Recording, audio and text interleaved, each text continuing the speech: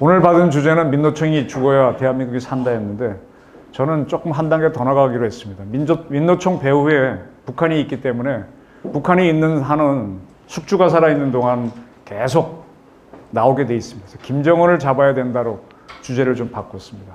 이렇게 한 이유는 우리가 동족상잔이라고 하는 6.25 전쟁을 치르면서 굉장히 많은 사람이 죽었는데 그때 주범인 김일성을 제거하지 못했기 때문에 지금까지도 이 고생을 하고 있는 겁니다. 그래서 이왕 수술을 하거나 큰 병을 치렀으면 그 근원을 제거해야 되는데 이번에 윤석열 정부에서 지금 아까 말씀하신 대로 8개월 차에 들어와서 지금 많은 걸 방향을 잘 잡고 있죠.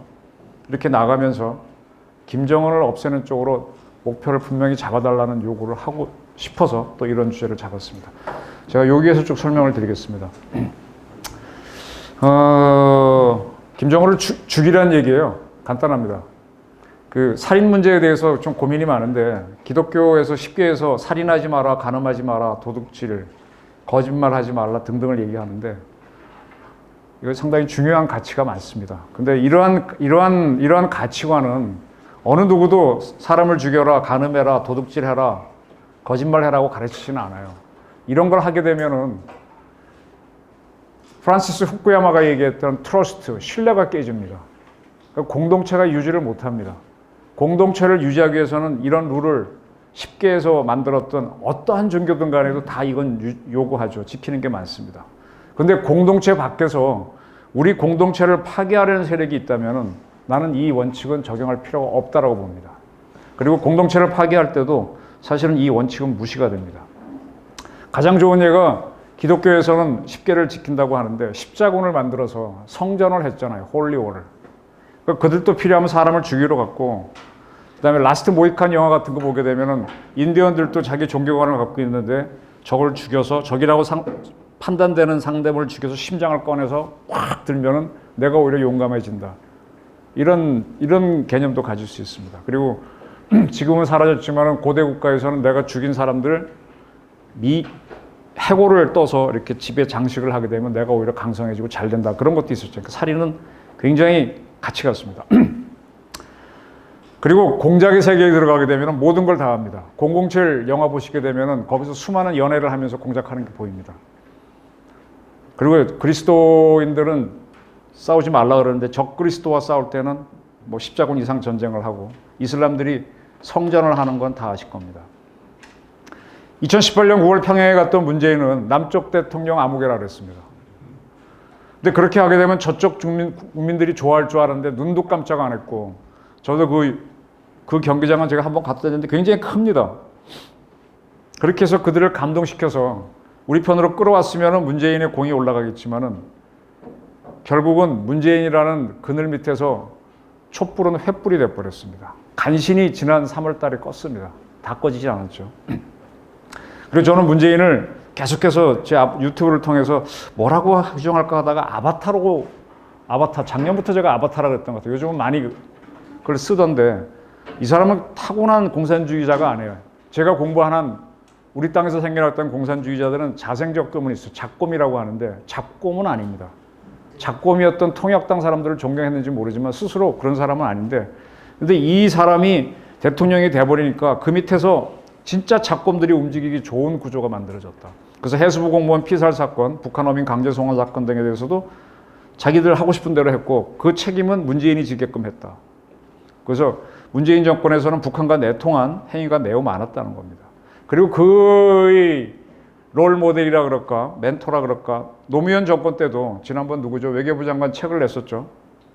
무슨 빙하인가? 거기서 보게 되면 노무현 청와대에서 북한하고 한라인이 있어갖고 뭐 북한 인권 문제 갖고 기권할 때 어쩌고저쩌고 하는 얘기 나온 거 있었죠. 그러니까 그 노무현 때 이미 그랬던 거를 확대 재생산한 게 문재인 정권이에요. 근데 이 주사파들 운동권들은 북한 하자는 대로 하는데 이걸 남북 교류라고 스스로 정의하고 있어요. 물론 연애를 할 때는 내 데이트 상대가 원하는 대로 해야만 내 편이 되는 건 맞아요. 그리고 제가 이것저것 공부해 보니까 사람을 사귈 때 이 사람이 원하는 걸 들어줘야 내가 하는 걸로 따라오는 건 맞는데 국가 간에서는 그렇지는 않은 것 같아요. 국제정책 어디를 봐도 상대방이 하란 대로 따라가는 것은 항복이라고 되어 있습니다. 이 깨달음의 세계하고 그걸 조금 헷갈리는 것 같습니다. 안두희 씨를 보신 분이 있나요? 저는 안두희 씨가 돌아가시기 전에 마지막으로 인터뷰했던 기자인데요. 이분은 평북 용천이 고향입니다. 용천은 신의주 밑이죠. 용천역에서 10년 더 됐죠. 폭발 사고가 있었습니다. 그 사고는 아직 정확하게 안 나왔는데 백마하고 피연 갈라지면서 폭파 사고가 났는데 용천에서 지주 집안의 막내 아들이었습니다. 신의주 고등상업 나왔어요. 지금은 신의주가 아주 볼품이 없습니다. 그 건너편에 있는 중국 단동이 화려하고 신의주가 초라하지만 외정 때는 신의주가 화려하고 단동이 초라했습니다. 만주가 못 사는 나라였거든요. 그래서 신의주가 지금으로 얘기하면 부산이었다고 보시면 돼요. 거기서 신의주 고상 나왔으면 굉장히 공부를 잘한 거고 일본 명치대학 법학과를 중퇴했습니다. 있는 집안 자식이고 공부도 했습니다. 근데 졸업은 안 하고 중퇴를 하고 장사를 하다가 해방을 맞았고요. 그래서 북치하에서 지주들을 탄압하니까 서울로 넘어왔죠. 그리고 평안도 사람이니까 자기들 조직인 서청에 들어가서 총무부장으로 활동을 했습니다. 그리고 동시에 육사 특기 특 8기로 들어가서 그때는 뭐 단기 과정이니까 바로 49년도에 인관에서 소위로 있었습니다. 포병이었죠. 이분이 17년생 뱀띠입니다. 동갑이 누구예요? 박정희죠. 박정희도 포병장교입니다. 박정희는 경비사관 2기니까 조금 더 빠르긴 한데 같은 포병장교고 동갑입니다. 오히려 그 당시에 반공의식은 안두희가 훨씬 강했고 이 시절에 박정희는 남로당 영남 유격 총책이었습니다. 이러한 그가 1949년 6월 26일 날 바로 여기죠. 경교장 삼성병원에서 김구를 사살합니다. 왜 이렇게 됐는가 상황을 볼 필요가 있는데 48년도에 대한민국 정부를 세우는데 정부를 8월 달에 세우는데 거기에 반대했던 게 제주 4.3 사건입니다. 이건 다 아실 거고요. 재헌의회를 만들자는 선거를 하자는데 거기에 결사적으로 반대했습니다. 공산주의자들은 찬탁을 했고 대한민국 정부 수립에 반대했습니다. 그리고 이 반란을 제압하기 위해서 출동했던 당시 대대장이 암살이 되죠. 그래서 그때 암살범을 잡아서 대한민국 군 역사상 문모중이를 총살하는데 대한민국 역사상 최초의 총살은 그 사건입니다. 그리고도 제압이 안 돼갖고 여수에 있는 14연대 이때는 뭐 국방경비대에서 8월 15일 이후 10월 1일부터 대한민국 국군이고 그 전까지는 국방경비대, 해군은 해안경비대인가 뭐 그런 상황 아닙니까? 그래서 연대밖에 없을 때인데 14연대를 출동하려고 하는데 14연대에도 역시 불확치들이 있어갖고 여순 사건이 일어나죠. 최초의 대한민국 군사 반란입니다. 이때 우리 국방경비대 사령관은 송호성, 송 씨는 그거 호랑이 소리라는. 근데 이분은요, 우리 군 역사에서 기록이 지워져 있습니다. 이 다음 분에 이 다음에 육군 총참모장 한 사람부터 육군 역사는 기록되어 있는데 우리 육군 최초의 총사령관은 송호성입니다. 여기는 좀 다른 사연이 있는데 이건 이제 기사를 쓴 적이 있어서 좀 잘 아는데 나중에 설명드리겠습니다. 이렇게 이제 여순 사건 일어나기 전에 대한민국 정부가 수립이 됐죠. 그리고 그 전에는 헌법을 만들었고 재헌의회가 7월 17일 헌법을 공포를 했습니다. 그리고 헌법을 공포하고 나서 대한민국 정부를 구성하기 시작하는데 재헌의회 의원들이 모여서 간접선거로 이승만 그다음에 놓고 투표를 해갖고 이승만 대통령이 압도적으로 1등이 되죠. 그때 미국에 갔던 사람이 누구죠? 같이 서재필 선생이 나왔는데 많은 표를 못. 서재필 선생의 치명적인 약점은 둘 다 미국에 가서 박사, 이분은 법학 박사, 정치학 박사, 이 사람은 의학 박사를 했는데 서재필 선생은 미국 여인하고 결혼을 해서 국적이 미국자였어요. 그게 결격 사유가 돼서 대통령이 되기 어려웠죠. 근데 이승만은 평생을 무국적자로 있었습니다. 일본 국적도 걷지 않았고 오스트리아 여인하고 결혼했지만 일부러 미국 국적도 얻지 않았습니다. 그래서 대통령이 됐고 그리고 그때 부통령은 사실 실권이 없고 국무총리가 의원내각제를 하려다가 이승만 주장 때문에 대통령제를 감히했기 때문에 부통령은 의미가 없는데 이 임시정부 출신을 부통령으로 김구를 처음에 하려고 했는데 김구가 노하죠. 이게 김구의 특징이에요. 그래서 이시영, 임정 출신의 이시영 선생을 부통령으로 해서 정부가 출범합니다. 김구가 이때 거절한 게 참 아이러니합니다. 김구는 대한민국 정부가 출범하기 전인 4월 달에 4월 19일 이때가 4.3 터진 와중이죠. 그때 할 때 평양을 방문해서 남북연석회의에 들어갑니다. 저는 이 사건을 어릴 때는 잘 몰랐는데 요 김구의 남북연석회의 참석하는 거를 한 30년 전에 월간조선에 한 깊이 쓴 적이 있어요. 그때 이렇구나 하고 그때 저는 빨리 깨달았죠. 이때 김구가 온다고 하니까 처음에 북한이 4월 19일에 열었다가 하루 휴회를 하고 김구가 오니까 21일 날 속개를 할 정도로 환영을 합니다. 이거는 당연히 그해 8월 달에 대한민국 정부 벌써 4월이면은 재원의회 선거하려고 선거운동 들어간 상태인데 이거 막으려는 행사한 건 뻔한 거죠. 근데 북측에서는 15개, 남측에서는 41개 단체가 참석했다라고 주장합니다. 남쪽에서 많이 간 걸로 되어 있는데 왜 그럴까? 이거 많이 생각해 봐야 돼요. 48년 전국에서는 북한에는 거의 공산 세력이 있었지만 남한에는 박헌영 남노당 세력이 질비했습니다. 프락측. 그래서 이렇게 많은 세력들이 북한은 뭐 거의 단일 세력이니까 많은 세력들이 올라갔던 거고 이때 중요한 인물이 조소왕 씨인데 조소왕 선생인데 우리가 지금 광복 얘기하는데 광복의 정확한 뜻이 뭡니까? 광복은요 정치학에서 복국이란 말이 있습니다. 복국은 동양 정치학에서 나오는 건데 자 중국에 한 나라가 있다가 반란이 일어나서 신나라가 생겼다가 광무제가 다시 한 나라를 또 세우죠. 그걸 후한이라 그러죠. 그렇게 한 왕조가 무너졌다가 다시 세우는 거를 동양에서는 복국이라 그랬습니다.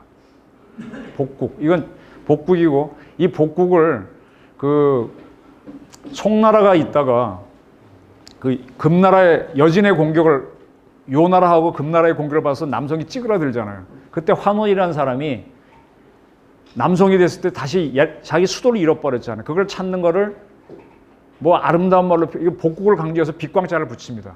그래서 광복이라는 단어가 나오는데 광복은 무너진 나라를 다시 세우는 거고 내 빼앗긴 땅을 수복하는 개념이에요. 그러니까 대한민국을 광복하자는 거는 거짓말이죠. 대한제국으로 무너졌으니까 대한제국을 광복하는 게 맞는 거죠. 무슨 말인지 아시겠죠? 대한민국은 새로운 나라예요. 대한제국이 일본에 먹힌 나라니까. 근데 우리 임정 사람들이 초기에 이 개념을 놓치고 대한민국은 건국입니다. 제국이 아닙니다. 조상 선생이 정리하죠. 자, 일단 광복을 했다가 대한민국을 정리하자. 대한민국을 세우자라고 해서 그냥 광복이라는 단어를 지금까지 쓰고 있는 겁니다. 우리 대한민국은 건국입니다. 이렇게 해서 이제 조상 선생도 남북연석회의까지는 같이 갔어요. 갔다 와서는 거품을 불고 김일성을 욕합니다. 이 새끼 저 새끼 하면서. 조상 선생은 확실하게 알고 탁 돌았고 김규하고 김유식 선생은 안 돕니다. 특히 김규식은 김구가 안 문제였죠. 그리고 김구는 조용히 있으니까 4.3 사건 와중에 4.3 사건 터지고 났죠. 그 다음에 10월 달에 여순 사건 터집니다. 그리고 나서 숙군이 들어가지 않습니까? 그래서 김창룡 등이 이제 수사가 들어가고 미 군정 수사가 하니까 좌파들이 어디로 도망가요? 김구를 경구장 찾아오는 거죠. 큰 김구라는 한독당 그 그늘 밑에 와 있는 거죠. 그 김구 선생이 신탁 통치는 반대할 때까지는 같이 갔는데 왜 이랬을까? 이게 결국은 윤석열 정부에서도 권력을 잡고 난 다음에 지금 뭐 조직 개편하니까 또 싸움이 벌어지고 하는데 이 싸움이 더 문제죠. 여기서 이제 골로 가죠. 처음에 혁명할 수 있지만 혁명이 와야 되는 건 이런 것 때문이죠. 이때 북한에서 내려왔던 서청 사람들은 김구에게 강한 의구심을 품는 거죠. 자기들은 북한이 싫어서 내려왔는데 김구는 갔다 왔고 갔다 온 다음에 조용하고 많은 사람들이 그 밑으로 몰려드니까 불구죽죽한 게 보는 겁니다. 뭐 이거는 그때 박정희도 역시 불구죽죽했다는 거죠. 이게 동아일보 그 5대 대통령 선거 때 뿌려진 호해인데 그때 민정당 저 윤보선 측에서 뿌린 그걸 토대로 한 건데 박정희가 여순 반란 사건 때 무기 언도, 요즘은 언도를 안 쓰죠. 선고라고 쓰죠. 언도가 일본 말인데 동아일보 호해입니다. 자, 박정희도 이때는 좌파였어요. 박정희의 셋째 형 박상희 씨는 대구 폭동 46년도 우리나라 최초의 폭동에 참여해서 경찰한테 사살됐었죠. 그리고 그의 딸이 김종필 씨의 부인이 된 건 천하가 다 아는 사실이고 그때 상희 씨의 둘도 없는 친구가 이북으로 가서 박정희가 올력했을 때 내려왔던 황아무개라는 것도 다 아시는 거고. 근데 박정희가 만주군에서 중임까지 하다가 해방되니까 들어와갖고 할 일 없이 실업자가 됐다가 다시 경비사관학과 들어가는데 옛날에 들어오자마자 형은 죽었고 그러니까 남노당 영남 유격 총책으로 비밀리에 가입을 하죠. 이런 상태에서 48년도 10월 19일 날 여순 사건이 일어나니까 아까 송호성 씨가 사령관으로 해서 호남지구 작전사령부를 만들어서 출동합니다.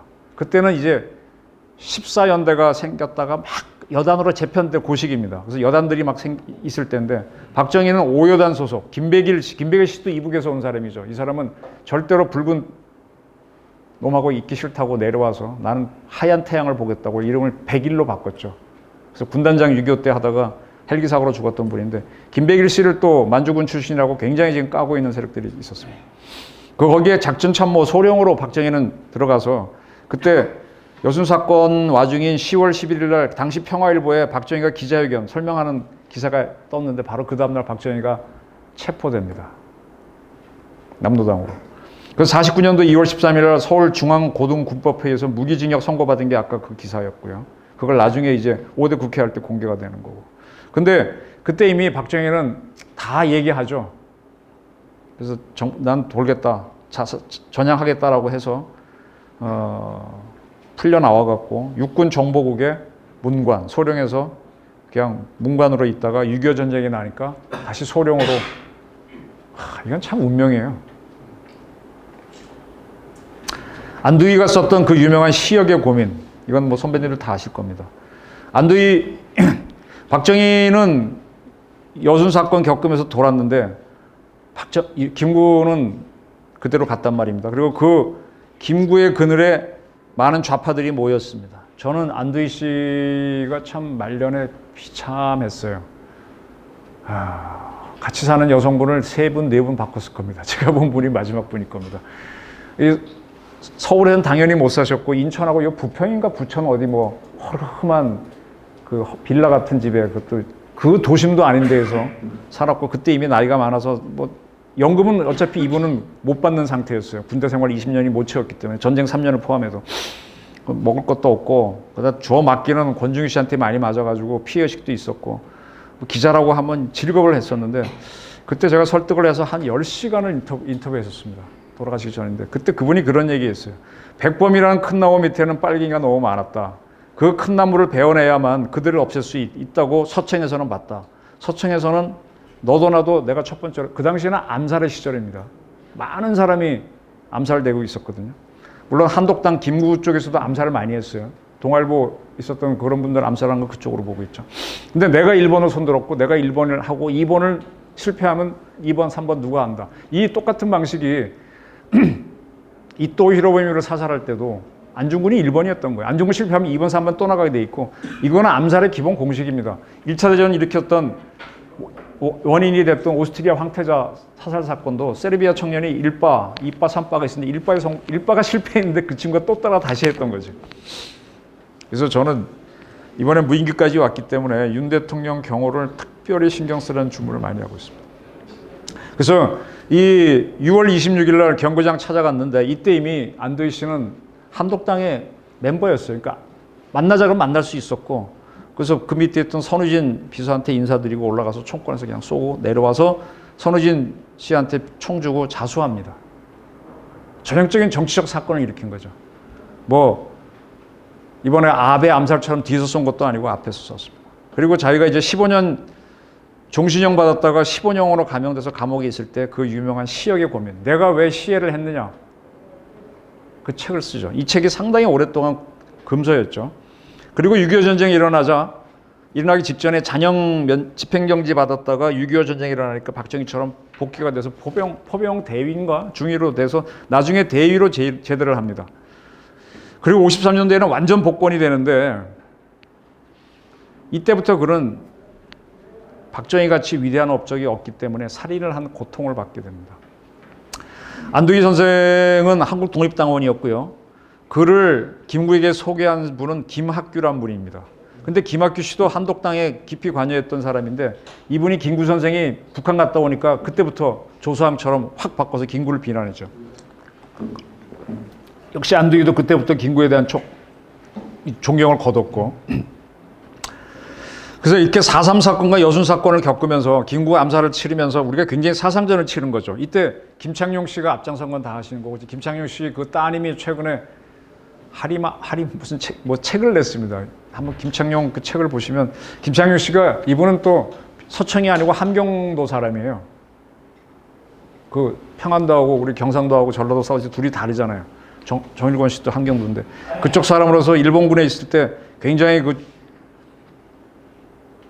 정보 활동을 잘했더만요. 읽어보니까. 그리고 공산주의에 대해서는 아주 그게 있어서 했던 거죠. 그리고 굉장히 엘리트입니다, 그분도. 근데 많은 사람들은 악마처럼 묘사하는데 그게 아니더라고요. 악마는 거친데 엘리트입니다. 그때 우리가 박정희까지 잡을 정도로 프락치를 속아냈기 때문에 50년 전쟁을 당했을 때 실력이 없어 깨지긴 했지만 내부 반란이나 동조 세력은 없었죠. 천만다행입니다. 이게 두 번째로 운이 좋았던 것 같아요. 6.25 전쟁을 치르기 전에 박헌영이가 이북으로 도망갔죠. 이거 아주 실수죠. 4.3 사건 전에 도망갔고 이주화도 나중에 도망갔고 그랬는데 결국은 박헌영은 거기서 자기가 이끌던 남노당하고 북한의 북노당 합쳐서 조선노동당, 지금 노동당을 창당해주고 전쟁 끝난 다음에 제거됐습니다. 근데 그 6.25 전쟁을 우리가 피투성이로 싸웠는데 결국은 정전, 아미스티스를 하다 보니까 주범인 김일성을 제거하지 못했잖아요. 박헌영은 죽었지만. 김일성이 살아있다는 게 대한민국으로서는 가장 큰 실패입니다. 이북에서는 거꾸로 이승만을 못 지은 게 최대의 실패겠지만 그러나서 이 정전체계는 지금 대한민국 정전체제는요. 뭐 종전선언으로 깨자 그러는데 안 됩니다. 이거. 저도 수없이 봤는데 이 정전협정 60조 겁니다. 정전협정을 맺고 3개월 이내에 이 참여국들은 정치협상을 하라. 그리고 거기에서 한반도 통일이 되든 평화체제든 결정을 하라고 되어 있습니다. 그래서 제네바에서 회의들이 30몇 개국이 모여서 해요. 근데 회의가 합의가 안 돼요. 두 번 열고 끝나고 지금까지 안 열립니다. 그러니까 정전협정을 맺은 거는 유엔이 남쪽 대표로 맺었고 북한에서는 인민군하고 팽독회 조선 인민의용군 사령관이 맺었는데 나중에 유엔 안보리의 상임이사국 중에 하나가 중국이 들어오고 중국은 저쪽에서 사인을 했습니다. 중국은 남북으로 사인을 했기 때문에 또 유엔이 했기 때문에 유엔이 동의하지 않고 대한민국이 앞으로 평화체제 간 것도 유엔이 하게 돼 있거든요. 우리를 신다통치 하지 말고 독립하라 한 것도 유엔이었고 또 전쟁이 났을 때 미국이 1차 대전, 2차 대전 파병한 거는 미국은 전쟁 결정을 상원이 합니다. 지금도 마찬가지예요. 상원이 선전포고 하는데 우리 6.25 때 미국 상원에서 선전포고 했습니까? 안 했어요. 선전포고, 미국이 2차 대전 때 보게 되면은 선전포고, 돌아 얻어 터지고 나서 그때 일본이 선전포고 가서 싸움 들어가는데 한 4개월 걸립니다. 근데 6.25 때는 바로 들어와요. 이게 뭐냐? 미국이 유엔을 만들었는데 유엔 총회에서 결정하니까 유엔의 일원이기 때문에 일본에 있던 미 8군이 바로 들어온 겁니다. 정말 럭키했어요. 운이 좋았어요. 운이 좋은 게 몇 가지 있는데 운이 지지리도 없는 거는 김일성을 죽이지 못했다는 겁니다. 그리고 나서 이제 이 정전체제인데 이 정전체제는 그 유엔이 개입해서 우리를 살렸기 때문에 유엔이 있는 한 우리는 이걸 못 깹니다. 근데 이걸 뭐 남북이 종전선언하고 평화체제 간다고? 네버. 유엔 참전했던 30몇 개국이 남북 합쳐서 다 동의해 줘야 돼요. 한 나라도 반대하면 어렵습니다. 때문에 북한은 딱 알고 이제는 전쟁으로서는 안 된다. 자기도 죽을 수 있으니까 남전에서 커뮤니즘 레볼루션을 일으켜서 통일하겠다. 이게 베트남식 방식이죠. 여기서 대한민국 자생적 커뮤니스트들이 나와갖고 뒤집은 다음에 그 정권하고 북한하고 서로 합의해서 푸는 이게 베트남식 통일이잖아요. 독일은 거꾸로 했던 거고. 그리고 그걸 하기 위해서 개역이 아니라 개열입니다.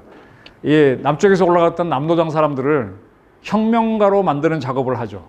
남조선 혁명하기 위해서. 그래서 금강정치학원을 만듭니다. 이게 나중에 김일성 정치군사대학으로 이름을 바꾸죠. 그래서 제가 이 중에 만났던 분은 김용규 씨라고 여기 광화문에 사셨는데 돌아가셨어요. 이분이 해방 직후에 서울고등학교 나오신 굉장히 엘리트입니다. 근데 이분이 공산주의자가 돼갖고 전쟁 때 북으로 넘어가서 거기서 이제 훈련받고 남쪽에 내려서 거문도 사건 하다가 거문도 사건에서 자기 자수를 했죠. 그리고 지금 계신 김국성 씨도 남노당 계열인 것 같은데 잘 모르겠어요. 그리고 그 전설적인 간첩 이선실. 올간조선에 있을 때 저도 이 기사를 썼었는데 이화여전에 나온 여자죠. 이런 사람들이 다 이쪽에서 있다가 남노당으로 올라가서 서울말 쓸 수 있고 이쪽을 아니까 금강정치학원에서 혁명 교육받고 내려와서 여기서 포섭해갖고 지하당 만드는 걸 했었죠. 근데 이런 사람들이 자꾸 나이가 많아. 이선실 같은 경우는 할머니였잖아요. 나이가 많아지고 안 되니까 그 다음 방법이 서울 말수를 써야 되니까 같은 서울 말 쓰는 게 개성 사람 아니면 황해도잖아요. 그쪽에 젊은이들을 뽑아갖고 교육시킵니다. 그때 기관은 김정일 정치군사대국으로 이름을 바꾸는데 그 대표적인 사람이 부여간첩, 김동식, 울산 부부간첩 아무개, 최아무개 그렇게 되는 거죠. 김동식 씨는 전 좀 아는데 저랑 거의 비슷한 말 써요. 말투가 북한 말이 아니에요. 이렇게 하고 했을 때 대한민국에서는 제가 81학번인데 제가 81학번 대표입니다. 바로 첫 세대입니다. 그 세력들 중에 드디어 PD 계열을 누르고 주사파가 대거 등장합니다. 여기엔 또 이유가 있습니다. 주사파가 등장한 건데 처음에 대한민국에서의 공산주의자는 주사파가 아니고 그냥 자생적 커뮤니스트들은 민중해방 계열이에요. 순수 공산주의자들이었어요. 근데 이들이 왜 주사파로 바뀌느냐.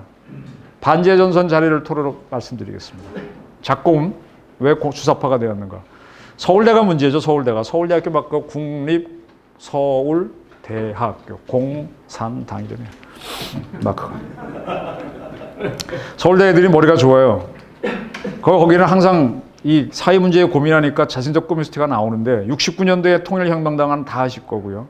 그 조직이 발전해서 85년도에 한국민족민주전선, 한민전이 그 다음에 2005년에 반제민족민주전선, 반제전선으로 이름 바뀝니다. 반제전선 홈페이지에서 이렇게 설명되어 있습니다. 이렇게 조직을 바꿀 때 이게 대한민국에서 스스로 자생적 커뮤니스트들이 만들어서 단체를 만들었는데 그에 맞춰서 북한에서는 67년도에 평안남도 순안에서 남조선 해방 민주 연맹 방송 북한에서 방송하는데 서울에서 방송하는 것처럼 때리는 거죠. 심리전 들어가는 거고. 70년에는 통역당이 와야 되니까 통일혁명당의 목소리 방송. 85년도에는 구구의 소리 방송. 그게 한민전 유명한 개성에서 했다. 그러다가 2000년입니다. 남북 정상회담 하면서 DJ하고 김정일 만나갖고 적대적 행위 중단하자니까 국외 소리 방송 중단하면서 2005년에 반제 민전 방송이 나오게 되는 거죠. 그러니까 처음에 이런 조직을 만들었던 사람들은 PD 계열인데 북한에서 방송들은 이 PD 계열을 돕기 위해서 방송을 하는데 내용은 주사파 내용을 하다 보니까 이거 듣다 보니까 PD 따라가던 애들이 NL로 바뀌는 거예요. 대표적인 인물이 서울대 김용환이죠. 제 또래 안동 출신. 저도 안동 사람입니다.